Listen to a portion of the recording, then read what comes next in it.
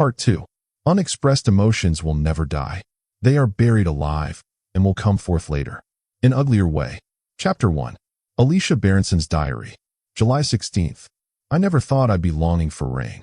We're into our 4th week of the heat wave, and it feels like an endurance test. Each day seems hotter than the last. It doesn't feel like England. More like a foreign country, Greece, or somewhere.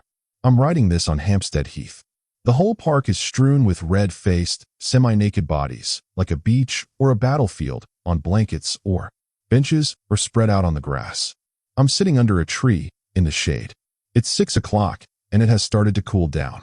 The sun is low and red in a golden sky. The park looks different in this light. Darker shadows, brighter colors. The grass looks like it's on fire, flickering flames under my feet. I took off my shoes on my way here and walked barefoot.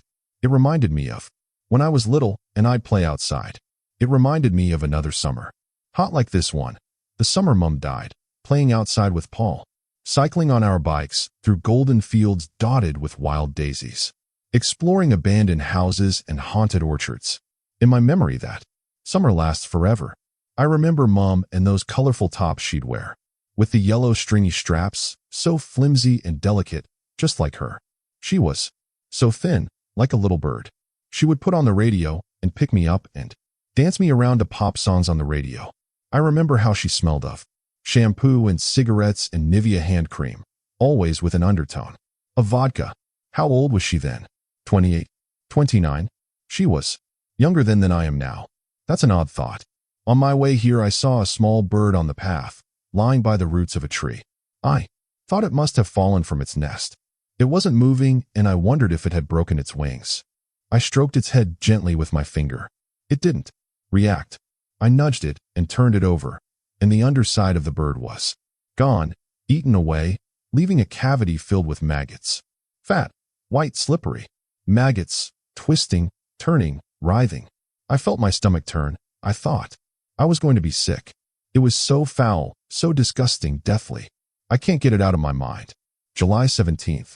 I've started taking refuge from the heat in an air-conditioned cafe on the high street, Café de El Artista. It's icy cold inside, like climbing into a fridge.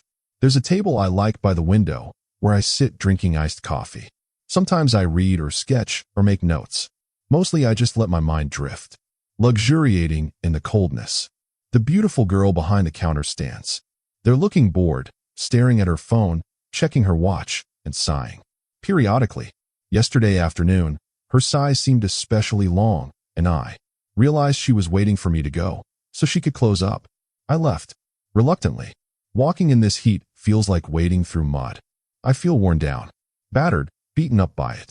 We're not equipped for it, not in this country. Gabriel and I don't have air conditioning at home. Who does? But without it, it's impossible to sleep. At night we throw off the covers and lie therein. The dark, naked, drenched in sweat. We leave the windows open, but there's no hint of a breeze. Just hot dead air. I bought an electric fan yesterday. I set it up at the foot of the bed on top of the chest. Gabriel immediately started complaining. It makes too much noise. We'll never sleep. We can't sleep anyway. At least we won't be lying here in a sauna. Gabriel grumbled, but he fell asleep before I did. I lay there listening to the fan. I like the sound it makes, a gentle whirring. I can shut my eyes and tune into it and disappear. I've been carrying the fan around the house with me, plugging it in and unplugging it as I move around. This afternoon I took it down to the studio at the end of the garden. Having the fan made it just about bearable. But it's still too hot to get much work done. I'm falling behind, but too hot to care. I did have a bit of a breakthrough. I finally understood what's wrong with the Jesus picture. Why it's not working. The problem isn't with the composition, Jesus on the cross. The problem is it's not a picture of Jesus at all. It doesn't even look like him, whatever he looked like. Because it's not Jesus. It's Gabriel. Incredible that I didn't see it before. Somehow, without intending to, I've put Gabriel up there instead. It's his face I've painted, his body. Isn't that insane? So I must surrender to that and do what the painting demands of me. I know now that when I have an agenda for a picture, a predetermined idea, how it should turn out, it never works. It remains stillborn, lifeless. But if I'm really paying attention, really aware, I sometimes hear a whispering voice pointing me in the right direction. And if I give into it, as an act of faith, it leads me somewhere unexpected, not where I intended, but somewhere intensely alive, glorious, and the result is independent of me, with a life force of its own. I suppose what scares me is giving in to the unknown. I like to know where I'm going. That's why I always make so many sketches, trying to control the outcome. No wonder nothing comes to life, because I'm not really responding to what's going on in front of me. I need to open my eyes and look and be aware of life as it is happening, and not simply how I want it to be. Now I know it's a portrait of Gabriel. I can go back to it. I can start again. I'll ask him to pose for me. He hasn't sat for me in a long time. I hope he likes the idea and doesn't think it's sacrilegious or anything. He can be funny like that sometimes. July 18th. I walked down the hill to Camden Market this morning. I've not been there in years, not since Gabriel and I went together one afternoon in search of his lost youth. He used to go when he was a teenager, when he and his friends had been up all night, dancing, drinking, talking. They'd turn up at the market in the early morning and watch the traders set up their stalls, and try and score some grass from the Rastafarian dealers hanging out on the bridge by Camden Lock. The dealers were no longer there when Gabriel and I went, to Gabriel's dismay. I don't recognize it here anymore, he said. It's a sanitized tourist trap. Walking around today, I wondered if the problem wasn't that the market had changed as the fact Gabriel had changed. It's still populated by 16-year-olds, embracing the sunshine, sprawled on either side of the canal, a jumble of bodies, boys in rolled-up shorts with bare chests, girls in bikinis or bras, skin everywhere, burning, reddening flesh. The sexual energy was palpable, their hungry, impatient thirst for life. I felt a sudden desire for Gabriel, for his body and his strong legs, his thighs thick laying over mine. When we have sex, I always feel an insatiable hunger for him, for a kind of union between us, something that's bigger than me, bigger than us, beyond words, something holy. Suddenly I caught sight of a homeless man, sitting by me on the pavement, staring at me. His trousers were tied up with string, his shoes held together with tape. His skin had sores and a bumpy rash across his face. I felt a sudden sadness and revulsion. He stank of stale sweat and urine. For a second I thought he spoke to me, but he was just swearing to himself under his breath, fucking this and fucking that. I fished for some change in my bag and gave it to him. Then I walked home, back up the hill, slowly, step by step. It seemed much steeper now. It took forever in the sweltering heat. For some reason I couldn't stop thinking about the homeless man. Apart from pity, there was another feeling, unnameable somehow, a kind of fear. I pictured him as a baby in his mother's arms. Did she ever imagine her baby would end up crazy, dirty, and stinking, huddled on the pavement, muttering obscenities? I thought of my mother. Was she crazy? Is that why she did it? Why she strapped me into the passenger seat of her yellow Mini and sped us toward that red brick wall? I always liked that car, its cheerful canary yellow. The same yellow as in my paint box. Now I hate that color. Every time I use it, I think of death.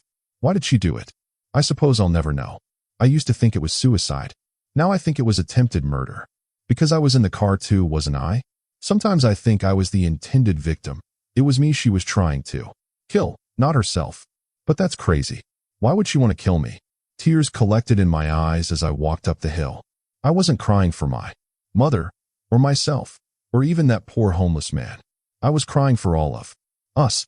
There's so much pain everywhere, and we just close our eyes to it. The truth is we're all scared. We're terrified of each other. I'm terrified of myself, and of my mother in me. Is her madness in my blood? Is it? Am I going to? No. Stop. Stop. I'm not writing about that. I'm not. July 20th. Last night Gabriel and I went out for dinner. We usually do on Fridays. Date night, he calls it, in a silly American accent. Gabriel always downplays his feelings and makes fun of anything he considers soppy. He likes to think of himself as cynical and unsentimental. But the truth is he's a deeply romantic man, in his heart if not his speech. Actions speak louder than words, don't they? And Gabriel's Actions make me feel totally loved. Where do you want to go? I asked. 3 guesses. Augusto's. Got it in one. Augusto's is our local Italian restaurant, just down the road. It's nothing special, but it's our home from home, and we've spent many happy evenings there. We went around 8 o'clock. The air conditioning wasn't working, so we sat by the open window in the hot, still, humid air and drank chilled, dry white wine. I felt quite drunk by the end, and we laughed a lot at nothing really.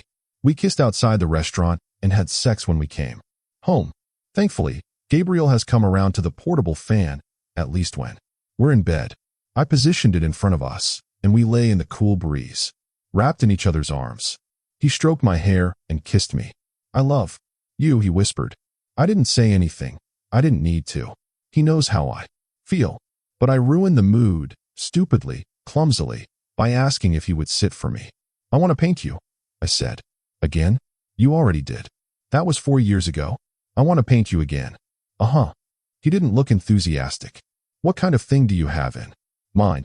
I hesitated, and then said it was for the Jesus picture. Gabriel sat up and gave a kind of strangled laugh. Oh, come on, Alicia. What? I don't know about that, love. I don't think so. Why not? Why do you think? Painting me on the cross. What are people going to say? Since when do you care what people say? I don't. Not about most things, but, I mean, they might think that's how you see me. I laughed. I don't think you're the Son of God, if that's what you mean.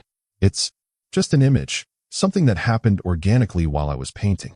I haven't consciously thought about it. Well, maybe you should think about it. Why? It's not a comment on you, or our marriage. Then what is it? How should I know? Gabriel laughed at this and rolled his eyes. All right. Fuck it. If you want, we can try. I suppose you know what you're doing. That doesn't sound like much of an endorsement, but I know Gabriel believes in me and my talent. I'd never be a painter if it weren't for him. If he hadn't needled and encouraged and bullied me, I'd never have kept going during those first few dead years after college, when I was painting walls with Jean Felix. Before I met Gabriel, I lost my way somehow. I lost myself. I don't miss those drug-a-partiers who passed for friends during my 20s. I only ever saw them at night. They vanished at dawn, like vampires fleeing the light. When I met Gabriel, they faded away into nothing, and I didn't even notice. I didn't need them anymore. I didn't need anyone now I had him. He saved me, like Jesus. Maybe that's what the painting is about. Gabriel is my whole world, and has been since the day we met. I'll love him no matter what he does, or what happens, no matter how much he upsets me, no matter how untidy or messy he is, how thoughtless, how selfish. I'll take him just as he is, until death do us part. July 21st. Today Gabriel came and sat for me in the studio. I'm not doing this for days again, he said. How long are we talking about? It's going to take more than one session to get it right. Is this just a ploy to spend more time together? If so, how about we skip the preamble and go to bed? I laughed. Maybe afterwards. If you're good and don't fidget too much. I positioned him standing in front of the fan. His hair blew in the breeze. How should I look? He struck a pose. Not like that. Just be yourself. Don't you want me to adopt an anguished expression? I'm not sure Jesus was anguished. I don't see him like that. Don't pull any faces, just stand there. And don't move. You're the boss. He stood for about 20 minutes. Then he broke the pose, saying he was tired. Sit down then, but don't talk. I'm working on the face. Gabriel sat on a chair and kept quiet while I worked. I enjoyed painting his face. It's a good face. A strong jaw, high cheekbones, elegant nose. Sitting there with the spotlight on him, he looked like a Greek statue. A hero of some kind. But something was wrong. I don't know what. Maybe I was pushing too hard. I just couldn't get the shape of his eyes right, nor the color. The first thing I ever noticed about Gabriel was the sparkle in his eyes, like a tiny diamond in each iris. But now for some reason I couldn't catch it. Maybe I'm just not skilled enough, or maybe Gabriel has something extra that can't be captured in paint. The eyes remained dead, lifeless. I could feel myself getting annoyed. Fuck, I said. It's not going well. Time for a break? Yeah, time for a break. Shall we have sex? That made me laugh. Okay. Gabriel jumped up, took hold of me, and kissed me. We made love in the studio, They're on the floor. The whole time, I kept glancing at the lifeless eyes in Gabriel's portrait. They were staring at me, burning into me. I had to turn away, but I could still feel them watching. Chapter 2. I went to find Diomedes to report on my meeting with Alicia. He was in his office, sorting through piles of sheet music. Well, he didn't look up. How did it go? It didn't really. Diomedes gave me a quizzical glance. I hesitated. If I'm going to get anywhere with her, I need Alicia to be able to think and feel. Absolutely. And your concern is? It's impossible to get through to someone when they're so heavily medicated. It's like she's 6 feet underwater. Diomedes frowned. I wouldn't go that far. I'm not familiar with the exact dose she's on. I checked with Yuri. 16 milligrams of risperidone. A horse's dose. Diomedes raised an eyebrow. That's certainly quite high, yes. It could probably be reduced. You know, Christian is the head of Alicia's care team. You should talk to him about it. I think it'll sound better coming from you. Diomedes gave me a doubtful look. You and Christian knew each other before, didn't you? At Broadmoor. Very slightly. Diomedes didn't respond immediately. He reached over to a little dish of sugared almonds on his desk and offered me one. I shook my head. He popped an almond in his mouth and crunched it, watching me as he chewed. Tell me, is everything friendly between you and Christian? That's an odd question. Why do you ask? Because I'm picking up on some hostility. Not on my part, but on his. You'll have to ask him. I have no problem with Christian. Perhaps I'm imagining it, but I'm sensing something. Keep an eye on it. Any aggression or competitiveness interferes with the work. You two need to work with each other, not against each other. I'm aware of that. Well, Christian needs to be included in this discussion. You want Alicia to feel yes. But remember, with greater feeling comes greater danger. Danger for whom? For Alicia, of course. Diomedes wagged his finger at me. Don't forget, she was highly suicidal when we first brought her here. She made numerous attempts to end her life. And the medication keeps her stable. It keeps her alive. If we lower the dose, there's every chance she will be overwhelmed by her feelings and be unable to cope. Are you prepared to take that risk? I took what Diomedes said seriously, but I nodded. It's a risk I believe we need to take, Professor. Otherwise we'll never reach her. Diomedes shrugged. Then I shall talk to Christian on your behalf. Thank you. We'll see how he reacts. Psychiatrists don't often respond well to being told how to medicate their patients. Of course, I can overrule him, but I don't tend to do that. Let me broach the subject with him subtly. I'll tell you what he says. It might be better not to mention me when you talk to him. I see. Diomedes smiled strangely. Very well, I won't. He pulled out a little box from his desk, sliding off the cover to reveal a row of cigars. He offered me one. I shook my head. You don't smoke? He seemed surprised. You look like a smoker too. Me? No. Only the occasional cigarette, just now and then. I'm trying to quit. Good for you. He opened the window. You know that joke? About why you can't be a therapist and smoke. Because it means you're still fucked up. He laughed and popped one of the cigars into his mouth. I think we're all a bit crazy in this place. You know that sign they used to have in offices? You don't need to be mad to work here, but it helps? Diomedes laughed again. He lit the cigar and puffed on it, blowing the smoke outside. I watched him enviously.